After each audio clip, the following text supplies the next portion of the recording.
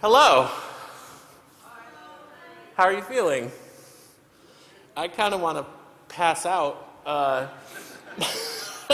And I'm up here in my black shirt and my jeans, and I feel like I should be announcing the new iPhone.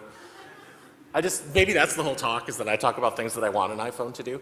My name is Todd Harper. I'm a professor at the University of Baltimore back in the US. I teach in the simulation and game design program, and this is a talk called So You've Been Called Out. Here's the spoiler slide.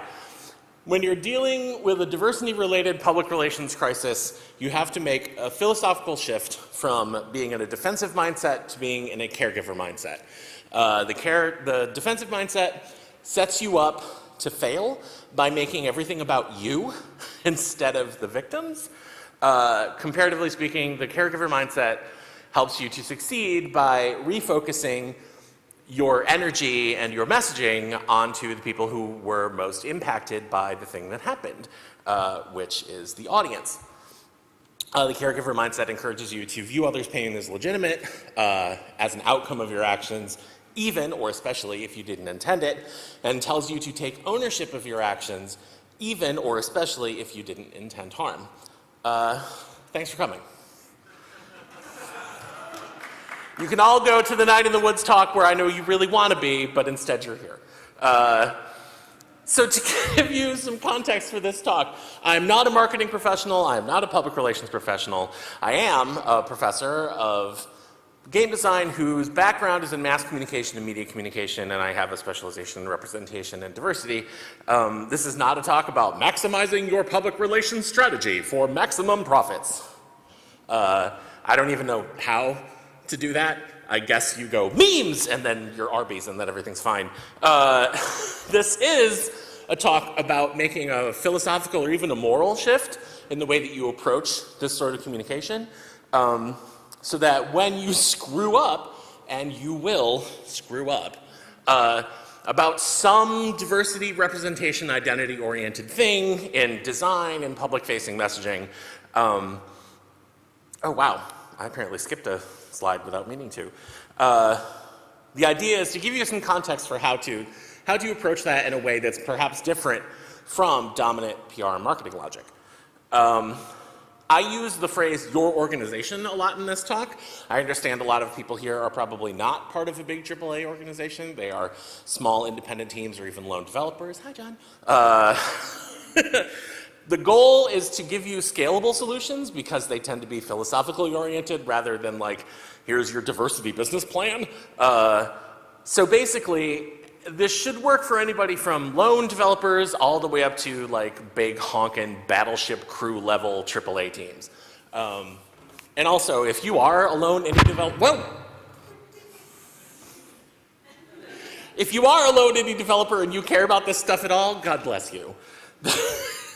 This industry is so hard, and you are trying so hard. I wish you all the success in the world. So now that we've got that out of the way, there's 3 parts to this talk. Part 1, the basics of dealing with angry people on the internet. 2, switching from the defensive mindset to the caregiver mindset. And 3, some tips on how to write an apology that is an actual freaking apology. So, part 1, it's the internet and everyone's angry. Here's rule number 1. Stop tweeting. Stop it. Okay, so did I just waste an entire slide on a drill joke? No. You really, really, really do need to stop tweeting / posting on Facebook / going to Tumblr, etc. Social media is great. It's a way for developers to get in touch with the players in a way that just was not possible when I was like a young baron playing on the Nintendo Entertainment System and the Atari 2600 way back in the day, right? But the problem is that the big advantages of social media are also its big disadvantages. For example, it's fast. You can just type, send, and then that goes out. And it's very possible, and indeed likely, for you to type out a message where you say something completely bonkers without thinking, because you were like, oh, I'll just tweet it, send, right? So Speed, maybe not actually working in your favor in delicate situations. Brevity, 140 characters, or 280 if you're one of the blessed ones now. Even Facebook, right, favors short, compact messages, which will take all of the nuance and complexity of your response to your players and obliterate it in a single sweep. Why does it keep doing that? Stop it. Let's try that. I'll just keep it over there. Maybe I'm hitting the mouse, whatever. Reach. You can reach a whole bunch of people. You can technically reach anybody with internet access with Twitter, with Facebook, etc. Here's the problem. Nothing ever goes away on the internet, ever. Anything you say that maybe is kind of a mistake, even if you delete it, which we'll talk about later in the talk, even if you delete it, even if you apologize for it, somebody with an axe to grind took a screen cap, and it's in a folder, and they know. They will always know.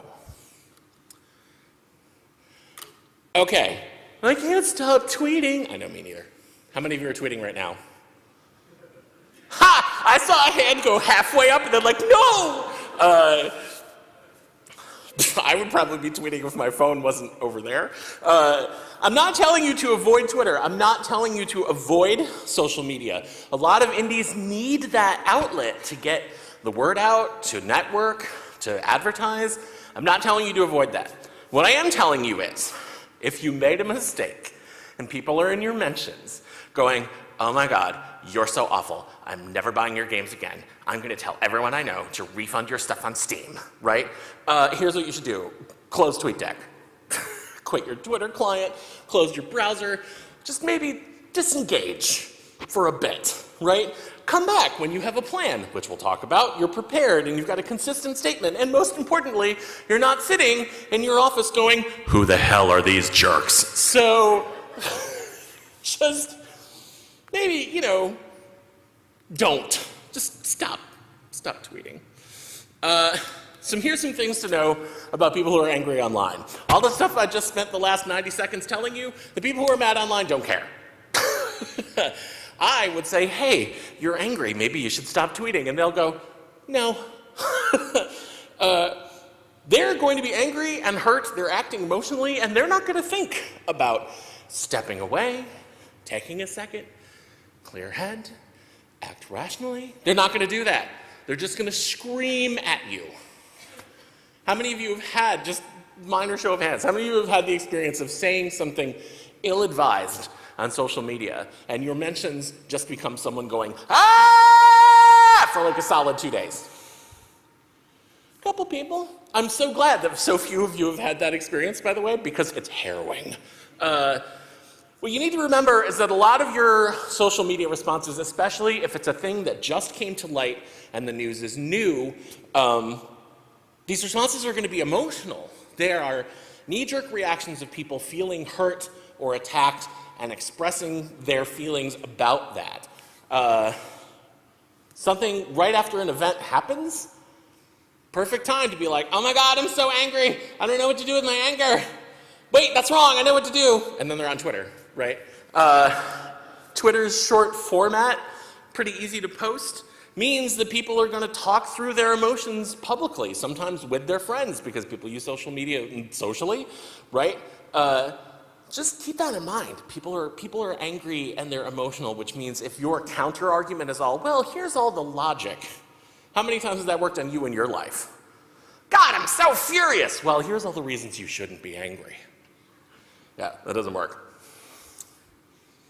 Oh, now I want you to advance and you don't do it? Really? Tip number 1. We are all human in this room, I think. Any replicants? What's that voice comp test? Do I have to like sing a song or something? We're all human, except that you will screw something up eventually.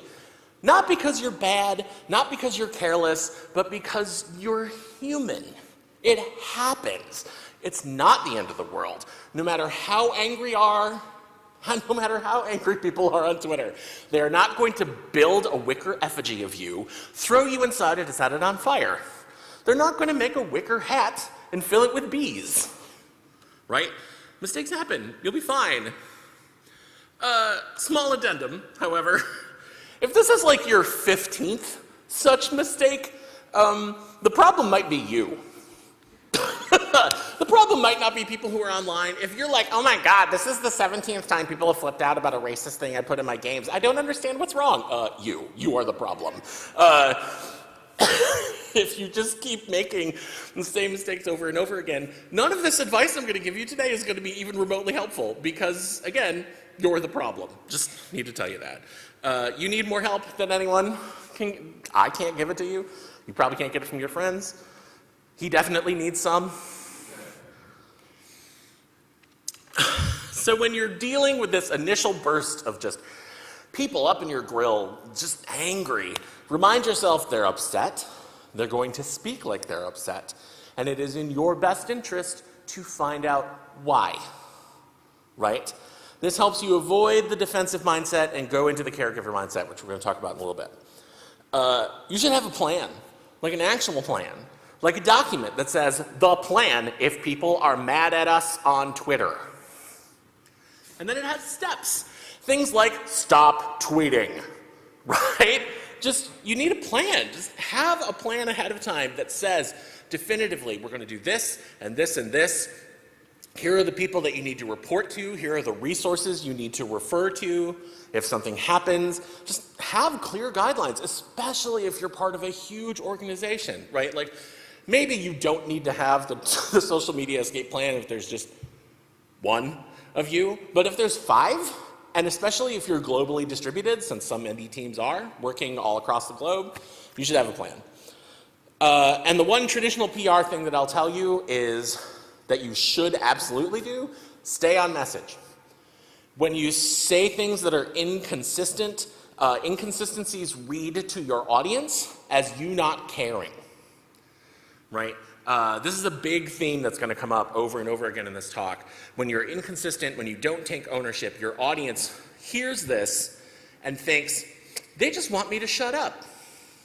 They don't actually care that I'm hurt. They don't actually care about the issue at hand. They just want me to stop talking. And so they're going to continue to be upset because now they think that you don't give a damn about their welfare, which, if you don't, might be the problem. For those of you who remember a very, very, very long time ago, well, okay, 2006 is only 11 years, not a very long time ago. Pharaoh, I don't know why I suddenly decided that was ancient times. Blizzard made some mistakes with a player who was recruiting for an LGBT-friendly guild, where they banned her for harassment for talking about the LGBT friendliness of the guild in chat. And then a succession of game masters proceeded to reverse and then reinstate and reverse and then reinstate this ruling. And you can kind of tell when you look at that, they didn't have a plan. They didn't stay on message. They weren't consistent. And then, you know, Lambda Legal, which is a LGBT legal rights organization in the United States, got involved, right? Blizzard kind of had to back everything off. Wasn't really great for them. Wasn't good publicity because they didn't have a plan and they weren't consistent. Here's the other thing you need to remind yourself. You should try to do your best to address the problems that people have, and some people are going to be angry and stay angry, and there is nothing you can do about it. It's difficult to know the difference, but you just have to accept there are going to be some people who are going to be furious no matter what you do or say, and that's outside of your locus of control, and you just have to take a breath and accept it. Now, to reframe, sorry. This means, however, that if you go into your crisis response with the goal of, oh my God, I just want everyone to stop yelling at me, that is part of the defensive mindset, and it's not a good goal, because then you're going to focus on placation and kind of, well, I'll do anything as long as it'll get you to stop screaming at me. And that doesn't actually address any of the issues. It will not actually make the people who feel hurt or aggrieved feel any better. It's a hopeless task. You can't accomplish it. Instead, it's important for you to go, okay, what was the problem? What can I do to minimize harm? What can I do to provide redress? And then do that. This is going to sound really kind of chicken soup for the soul wisdom-y, but when you act in good faith, people can tell. Most people can really tell. Does that necessarily mean that they're going to be like, oh my God, I'm so happy that you apologized to me? No, that's not going to happen, right? But they will be much more receptive to any successive follow-ups you try to make, to apologize, to re-engage, to fix, right? Some important things. You should have a go-to core of individuals outside your organization whose perspective you trust that can give you context about things that happen like this. What this doesn't mean, however, is that if, for example, you shipped a game that has a homophobic slur in it and somebody calls it out on Twitter, you don't grab the first gay friend you have and go, hey, bro, is this homophobic? That turns them into the newsletter. That's not good, right? You don't want to do that. But it does mean you should cultivate contacts who are used to dealing with those situations. Journalists, academics, other developers, right? People who have worked in the same industry as you. These are people whose job it is to understand this, right? Have a good stable of contacts of people, good stable of contacts that you can get to and say, hey, this happened, I'm trying to understand it better, can you give me some perspective? It usually helps if these are stakeholders, people who have skin in the game. So if you have kind of a racist comment that was the source of your problem, you should probably have somebody who's got some expertise in race and ethnic diversity issues, right? If it was about queer or gender identity, et cetera, et cetera, et cetera, about disability, that sort of thing, right? Somebody who has stake will also have necessary context that you won't, or probably won't, right? You can also kind of identify users and players you can talk to for perspective. These are usually, not always, people who maybe started with, oh my God, I'm so angry at you, I can't believe you did this, and then transition to, okay, here's the thing that you could have done differently, here's the thing you could have done better, right? People who kind of downshift from that ragey mode into a more kind of reflective mode. Those are people that you might want to approach. You don't necessarily have to agree with these people. You don't have to think, oh yeah, you were right and I was wrong. But they clearly have perspective that you don't, and that's valuable, and cultivating that and treating their perspective as worthwhile creates engagement that you need, right? These are also usually stakeholders by default. These are the people who tend to get the angriest about situations like this, but that's not a guarantee. But one caveat, there's a difference between, hey, I've got a bunch of contacts who have agreed to help me with perspective, and hey, I'm going to push the labor of actually learning about diversity onto someone else, right? The worst thing you can possibly do is go to somebody who is like, hey, so I know that I made a racist comment in my game, and you're of that ethnicity and it really bothered you. Can you explain why? That person, if they were in person, would shut the door in your face and you would kind of deserve it, right? Like, putting the onus on the hurt to inform or educate you, not great. You don't want to do that. The role that these stakeholders that I was talking about in these last two slides is advisory, right? You're asking for perspective. They're not judges. You're not like, hey, can you adjudicate if this was okay or not? Like, that, what does that mean? Because you've now asked, for example, the gay friend from the other example, you've now asked that person to speak for all gay people. Some of us are comfortable doing that. I'm not. I suspect your gay friend probably won't be either, right? Also, please remember, asking them for this help is labor on their part and should be treated as such and ideally compensated as such. One last important thing. Some of these rules go completely out the window when people in your organization are being abused. I'm pretty sure we're all familiar with the role online harassment plays in games culture right now. It's always been a part of games culture, but now it's way, way, way stronger than it used to be. No matter what people think you did or what you actually did, it's not okay for them to bring actual harm to people in your organization, and it's absolutely okay for you to intervene on their behalf. Now, granted, this doesn't mean if, for example, you have a PR person who's on Twitter and people are telling them like, hey, you should go die because your game said this bad thing, right? Like, it's probably not good to sweep on Twitter and go, hey, go fuck yourself. Sorry, I promised I was trying not to swear, then I broke my rule. I'm sorry, Film Victoria. right? But you should probably still at least try to be civil, but you can absolutely intervene to protect people in your organization from actual demonstrable harm. Okay, so 2 mindsets. The defensive mindset. The defensive mindset is about defending yourself. And not a completely specious, but maybe a little bit. I'm stretching, just roll with it for now. Defensive mindset is kind of like an MMO tank, right? There's damage coming your way, and your job is to deflect it, right? Push it aside, mitigate it, make sure that it doesn't do its full amount of harm to you or presumably to anyone else. But the problem with the social media mindset being in a defensive mode is that usually the protecting other people part kind of flies off to the side and we forget about it. Characteristics of the defensive mindset? It's about blame. Specifically, it's about making sure you don't have any, right? You know, I had an example, but I think I'm going to push that aside for now out of respect for a victim.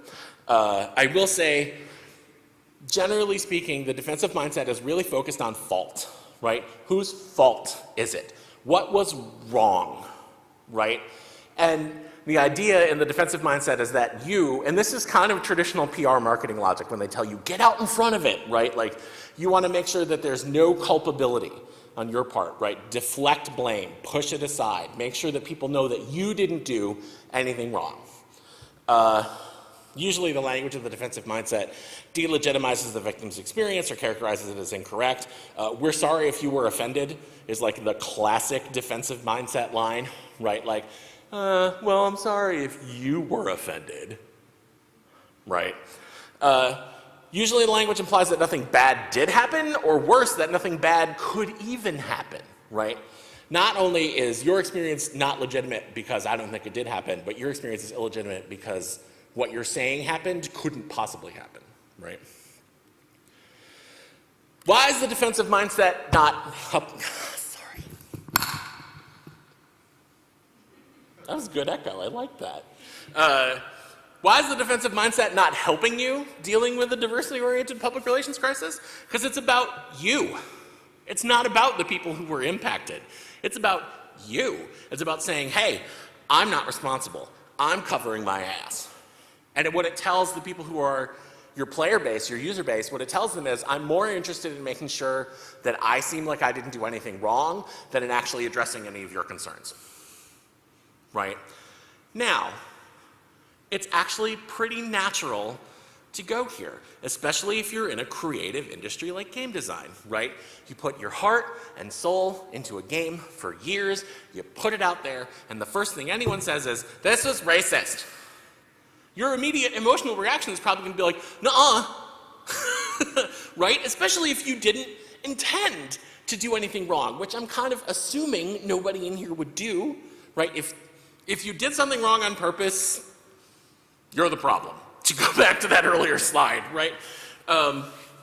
You're not an awful person for thinking, no, hey, no, this is not my fault. I didn't do anything wrong, right? That's normal. The problem is that you this is why I told you, stop tweeting, right? Because if you're sitting there on Twitter, you're like, oh my God, I didn't do anything wrong. These players are bad. Tweet, right? Like your problem is now 10,000 times stronger than it was before because you have completely gone into the defensive mindset. It's all about you now. It's not about other people. It's not about what might have happened. It's about making sure that you don't take blame. To stretch that MMO metaphor, if you tank for a long time without a healer, you're dead.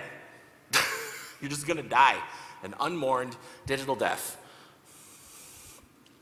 Now, comparatively speaking, the caregiver mindset, this adorable young lady, is about ameliorating harm rather than mitigating or deflecting it. To kind of continue this MMO metaphor, the caregiver mindset is more about a healer than a tank. It's an externally focused role that is about mitigating consequences of harm rather than actually like saying the harm isn't here. Right? The defensive mindset is a push away scenario. There's no fault. I'm not to blame, right? The caregiver, on the other hand, is like, okay, this happened. How can we make it better? How can we fix it? How can we improve it? It's one of the MMO roles that's most associated with emotional labor. And surprise, surprise, it's one of the MMO roles that's usually taken for granted by other players, especially tanks. Now, you might be asking, oh, sorry. We'll get to that. Thought my slides were in different order. So some characteristics of the caregiver mindset. It's selfless to a point, right? Obviously, you need resources to react positively to other people, but it shows more concern for what will happen as your attempt to mitigate harm and ameliorate harm, kind of address that harm, than it is the cost of giving that care. It's not concerned with fault, right? But from the caregiver's point of view, whose fault it is doesn't matter because it's already happened, right? Who did what? Irrelevant at this point. Now it's about finding the harm and removing or reducing the harm. It's empathetic. It takes the lived experience of other people and always views it as legitimate, right? So compare sorry if you were offended to sorry that I hurt you, right? And it accepts emotional labor as legitimate, needed, and a valid expenditure of resources. Now, can Bercy Mains make some noise? Okay, that one person, bless you, right? So, what do I mean by emotional labor? Emotional labor is very real work. We do it every day, right? It is in the management of interpersonal relationships, no matter what level of intimacy they are. So you do it with partners, spouses, you do it with close friends, but you do it with perfect strangers. I am doing it with you right now, right? It is about managing the moods of others, right? It's usually devalued and seen as unimportant. It's often gendered. We associate emotional labor with women and often under kind of a male-dominated misogynist culture, generally speaking. We push that emotional labor onto women, right? Because we've distanced it from men aren't supposed to have emotions or deal with emotions. That's a women thing, right? Emotional labor has a cost. All the energy you spend managing the moods of other people is energy you cannot spend managing your own needs, right? That can have long-term consequences if there's a big imbalance. It ruins close relationships. If you are constantly doing emotional labor for someone else that's not recognized, that relationship will fall apart because you have no ability to attend to your own needs. The big example is if any of you have ever had a falling out with a friend, lover, etc., and they keep apologizing for a thing even after you said it's fine, or more importantly, hey, I just don't want to talk to you anymore, and they're like, please, please, please forgive me, please, please, please forgive me. They are pushing emotional labor onto you. They want your absolution, right, for their guilt. So why is the caregiver mindset maybe more effective? It's focused on the people that feel aggrieved, your audience, the people who came to you with the complaint in the first place, right? Messaging from a caregiver mindset says that you care more about what happens in terms of addressing the harm than about the cost of addressing the harm. It says you're willing to expend resources on someone else's behalf. It gives legitimacy to that person's feeling of harm. But what we're talking about here is public-facing messaging. If you don't actually do something materially to address this after you've had a good rapport with your users, then this is just sophistry, and it will backfire, right? For example, if, like I said, if you just do, oh, I put a racist thing in my game, oh, I'm really sorry, I won't do it again, and then you do it again, like, oh, I'm really sorry, I won't say this awful racial slur on my streams anymore. After like 10 times, nobody's going to believe you because you haven't actually made any meaningful change, right? So these messages need to come along with meaningful change. And also remember, when you're thinking about who's going to be responsible for this stuff in your organization, this is labor. It's emotional labor, and it's work, and it needs to be recognized. And in fact, the cost, the very specific cost of emotional labor needs to be recognized. So summary, more healers, fewer tanks. I asked my therapist for some professional advice he had about helping people understand perspective taking and empathy, which is a really core part of the caregiver mindset, and his advice was, don't. So I'm going to follow that advice and not try, but I will, however, give you some examples of how you can practice empathy because you do need it for the caregiver mindset. You have to cultivate the ability to understand how someone else would feel, and very specifically to understand how they would feel without your context, right?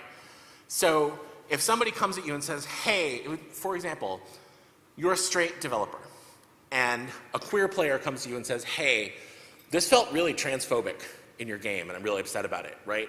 And you're like, I don't understand why that's transphobic, right? Are you a trans person? No. So that means that you lack context, right? You maybe need to get context from someone else. You need to see things from their point of view. It's less about, sorry, Deanna, it's less about feeling what other people feel and more about saying, okay, given this whole situation, given your context, I understand the way that you feel and how that came to be, right? And that's called cognitive empathy. It's kind of the logical way of understanding how someone else comes to feel the way that they feel. And then a follow-up is, if they feel negatively, okay, I want to actively mitigate that. That's compassion, right? It's not about, oh, you're sad, and so I feel sad. That will always ring fake to people. It sounds terrible, especially if you don't come from the same life context as them, because their response is going to be, how the hell would you know, right? The important thing is to say, okay, this clearly hurts you, and I have investment in doing something about that. On the other hand, part of this process that's really hard, because I assume none of your bastards, is that you will do stuff and you didn't mean it. You really didn't. And that's hard. It's hard to deal with that because we immediately think, okay, I didn't mean to harm you, so harm isn't possible. Well, no. Intent is not magic, right? Like you can't go, well, I didn't intend to hit that man in the face with a rock. I just threw a rock. So the rock could not possibly have hit him. You see the earmarks of that whole defensive mindset thing I talked about earlier, right? Focused on blame. Acting with empathy means accepting a very difficult truth. When someone is hurt because of a thing that you were complicit in doing, whether or not you intended it is irrelevant, because it's not about you. It's about them. Remember, because in the caregiver mode, like I said, we're stepping away from fault. And when you say, I didn't mean to do that, you're basically saying, I'm not actually to blame. It wasn't me, right? Defensive mindset, all about pushing blame away. The important thing to note is saying, this thing I did hurt you doesn't automatically say, and I meant to do that, right? All you're saying is, I acknowledge that this is a thing that I had a hand in, and it hurt you. That's as far as it goes. It's difficult, but you have to practice separating yourself from the situation. It takes time and effort. Not everybody can do it easily, but you have to. It's easy to think, because it's your work, that this is really about you, right? It's about your character. No, if you did something by mistake, it's about the context. It's about the situation. It doesn't make you evil, right? And the more you focus on being evil and proving you're not evil, the more you're going to be focused on this defensive mindset, on forcing issues of blame. Okay, so now, some very basic tips on apologizing.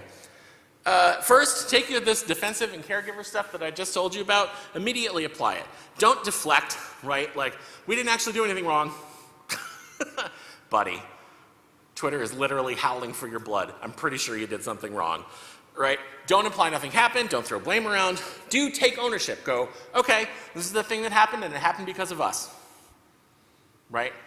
You're hurt, and we did this thing, and they're connected, so we're going to take responsibility for that, right? The classic difference here, sorry, you're offended, which basically reads as, hey, sorry you're an oversensitive asshole, right? Like, who wants to hear that? I'm so sorry if you were offended. Does that person really seem like they're sorry if you were offended? No, they're annoyed that you're offended because you're now up in their grill, right? And we're always back to that issue of blame and getting people to just stop talking, like the whole, just please, I'll do anything if you'll stop screaming, right? I'm sorry that this hurt you is kind of like a very basic level thing, but it at least says, hey, I did a bad thing and you're hurt and I acknowledge that. It's the first step towards ownership, which is really important. You should also know why you're apologizing. That means you're going to have to do some work on your own. You're going to have to really sit down and evaluate. You're going to have to sit down and go, okay, this is what happened. This is what people are complaining about. This is what they're saying they felt. How do those get connected? This is where your collection of stakeholders comes in, right? This is where people can go, okay, so I feel like I did this and I did this. Can you kind of help me with the connection between these things, right? Get that extra perspective, but you've got to do the work. So if you just like go on Twitter and go, oh my God, I'm so sorry please get out of my mentions, I'm so sorry, please stop screaming, right? Like that's not, all that says to those people is that you just want them to shut up and you want this to go away, instead of actually you showing interest in the outcome and their outcomes. Ownership is just, it's so important. It's so key, because it means that you're saying this is a legitimate thing that happened, right? And if you don't take ownership, you're saying, I didn't have anything to do with this. And now we're back to the blame issue, right? Well, it wasn't me. Some other things. We'd like to reaffirm our dedication to, no. Oh God, stop it. When have you ever been convinced by that? When has a bank ever said, well, we just lost, a whole bunch of your credit card numbers to hackers, but we're going to reaffirm our dedication to cybersecurity at our bank? How many of you have been like, oh, well, that's okay then? Right? Nobody! It's not convincing! It's just PR bullshit! Don't say it. It doesn't mean anything. And in fact, it sounds insincere and it just conveys the message that you don't care. Don't make a copy-paste response. Oh God. How many of you have ever seen a company after some sort of fiasco and you go to tweets and replies on Twitter and it's just the same tweet like 52 times posted to every person who sent them a tweet? Don't. That just makes you seem robotic and uncaring. Now, you can go this one of two ways. If you're going to make a personal reply to someone, that's cool. It's really great if you can do that, right? If you've got like maybe 10 people that are upset with you, you can make a personal reply. You can try to engage, but they need to be personal replies. If you don't have the logistics to make personal replies, make one blanket statement and stop there. Because boilerplate copy-paste is just going to make you seem like a complete and utter toolbox. Nobody is going to think you're taking them seriously. This DiGiorno's incident, they tweeted, the DiGiorno's Twitter account tweeted a meme advertising DiGiorno's into a hashtag about sexual assault. Wasn't great.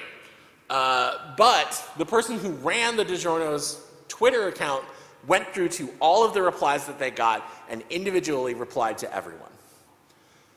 Theoretically, pretty cool, right? But that person works for a gigantic company and has money and resources and time to do that. If you're one person in your apartment, you probably can't individually reply to all 50 people and hold down your day job and attempt to fix whatever thing happened that caused all this in the first place, right? It's okay not to make personal responses, but if you do that, don't opt for the boilerplate copy-paste, copy-paste, copy-paste. It's not, sends the wrong message. So on the subject of deleting things, nothing ever disappears on the internet, ever. We are conditioned to think of the internet as ephemeral, that like it comes and it goes. No.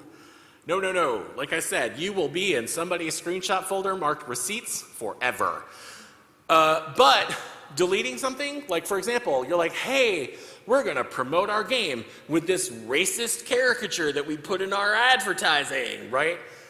Do you want to leave that racist tweet up about your game? No.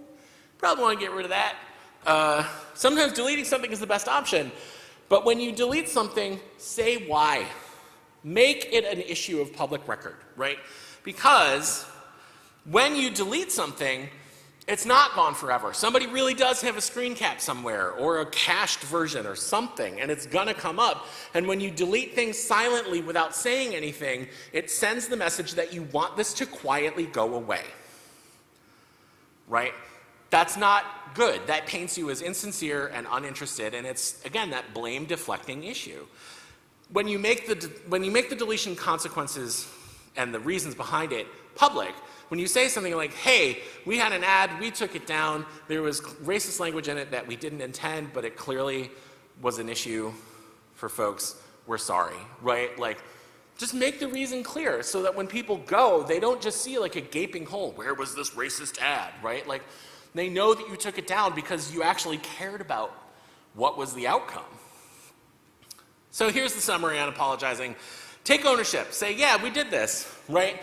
PR marketing logic is going to tell you not to do that. I'm asking you to ignore PR marketing logic in that. They're going to say, get out in front of it, deflect blame. No, take ownership. Say that you did it. Because then people will at least respect that you went out and said, okay, a thing happened and we're going to own it, right? Make it clear that you're apologizing because you actually give a damn what happened. If you're only saying, oh my God, we're so we're so sorry. What are you sorry for? We don't know, we just want you to stop tweeting, right? Like that's not good. That just means that you want them to shut up. It doesn't mean that you care about them.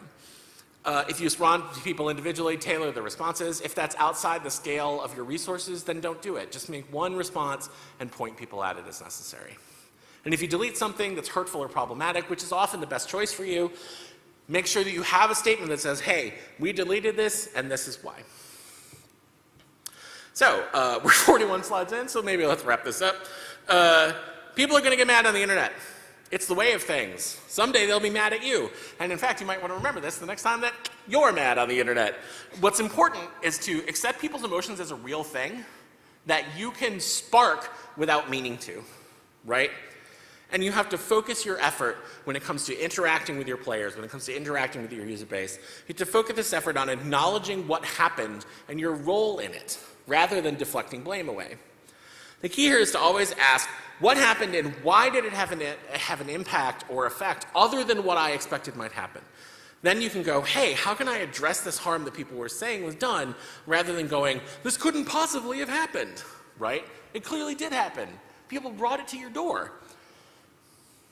Final rule, if you act in good faith and you put your users' well-being ahead of your organization's reputation, you'll be on a good path, and I promise you, better outcomes will come of that than being in this defensive mindset where you just push all blame away. I just want to mention this whole talk was brought to you by, as if I'm PBS back in the United States, it's brought to you by viewers like you. This is brought to you through the generous support of Film Victoria, who has funded the International Speaker Program for GCAP, who are responsible for me being here financially. So I just wanted to say thank you to the Victoria State Government and Film Victoria. Thank you.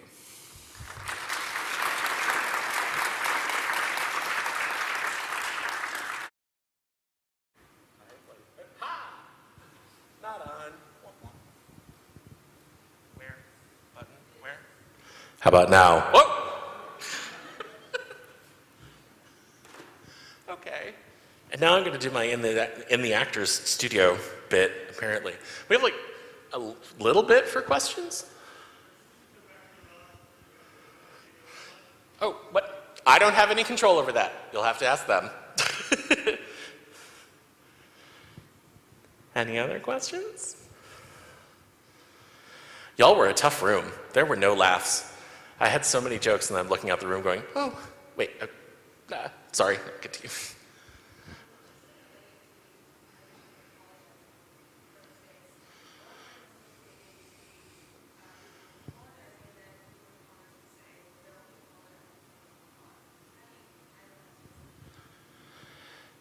You kind of you can't do anything about that person. I mean, that's not a satisfying answer to what you're, sorry, her question was sometimes when you when you apologize on social media, people will go, oh, well, you're just apologizing just because you got caught. Well, part of that statement is really nonsensical, because if you didn't get caught, why would you be apologizing? Right? Because you would have caught it if you were apologizing. But the other thing to know is that, like, that person, you can't address that. Right? That is, it was kind of a thing that I said earlier on in the talk, is about thinking about your locus of control, right? You can't, what's that person has already decided their views on you, and you kind of can't do anything about it. So the most you can do is continue to work in that caregiver mindset and kind of hope that it pushes through and that people will see it. But a lot of this stuff is very much just like you having to go, like, there's a reason I talked about my therapist. It's tough to tell you guys, right? Like, a lot of it is just acceptance. I don't know how many of you have engaged mindfulness as a therapeutic process, but a lot of this stuff is going to involve mindfulness techniques for you, about interrupting voices in your head, about going, okay, I have no control over that, and I'm just going to accept it and move on. So I'm sorry, I know that's not really a satisfying answer strategically, but you just kind of, you have to accept that you can't do anything about that person. You have to focus on the people who you can actually make some sort of redress to. But somebody who's just like, hey, you're just apologizing, you got caught. Like, what do you want from me then, right? Like, that's a reasonable question. You know, what would you rather I do? Go back in time and change it so that things didn't happen? That's clearly not tenable.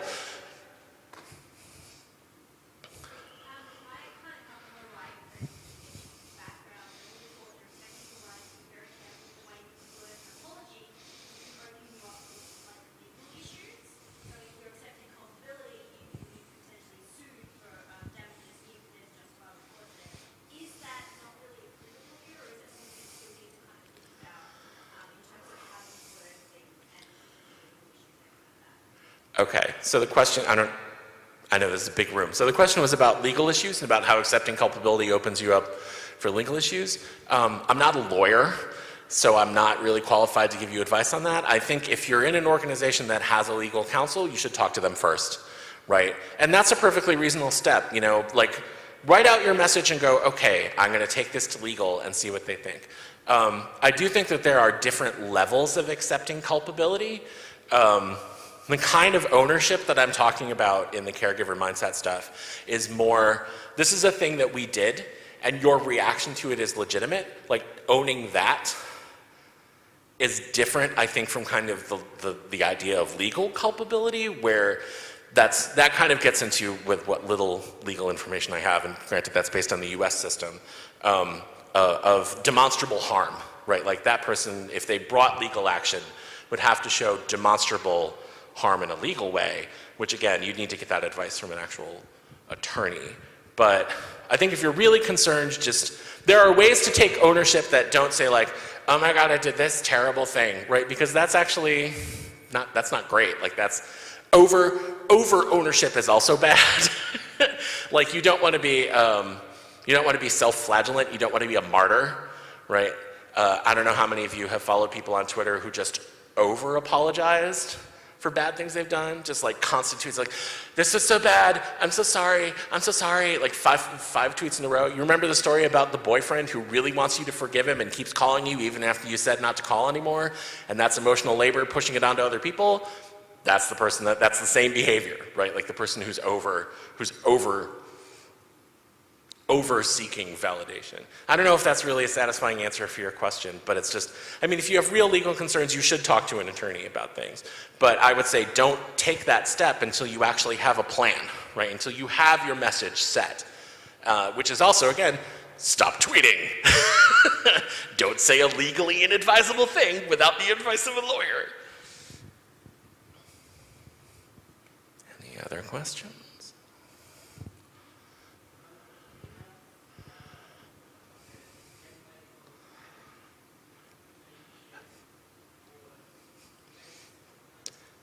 No, I don't. He asked for a template for a plan. I don't have one, and now I feel like an asshole for not having one, sorry.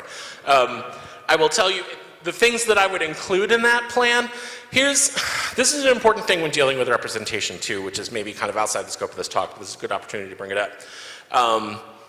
A thing that non-marginalized people tend to do, or people who are acting outside their marginalization. So for example, a straight person, and I feel more comfortable talking about queer stuff because I am queer, so I can kind of talk more to that experience directly. For example, a straight person might want to have a lot of rules, right? They might want to go, okay, so the plan needs to say, this is acceptable, this is unacceptable, this is acceptable, this is unacceptable. That's not actually a good plan, because that encourages someone, that's what led to that situation with Blizzard that I talked about in the LGBT Guild, right? Because the game masters were like, well, the harassment policy says we can't talk about sexuality, so you're inviolate of the harassment policy, right? Like that's clearly a misapplication of the harassment policy, but it followed the letter of the rule.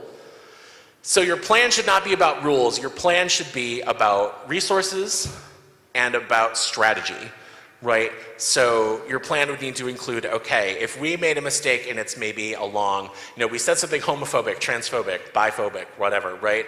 Here are some resources for dealing with speech about sexuality and gender that you want to go to first before you make a decision, right? You want to have, if you have an organizational hierarchy, you want to have who's responsible for this message at what levels in that plan. Right? That's another thing where the Blizzard stuff fell apart. Like as the punishment went up the chain, time limit exceeded, the room's gonna explode.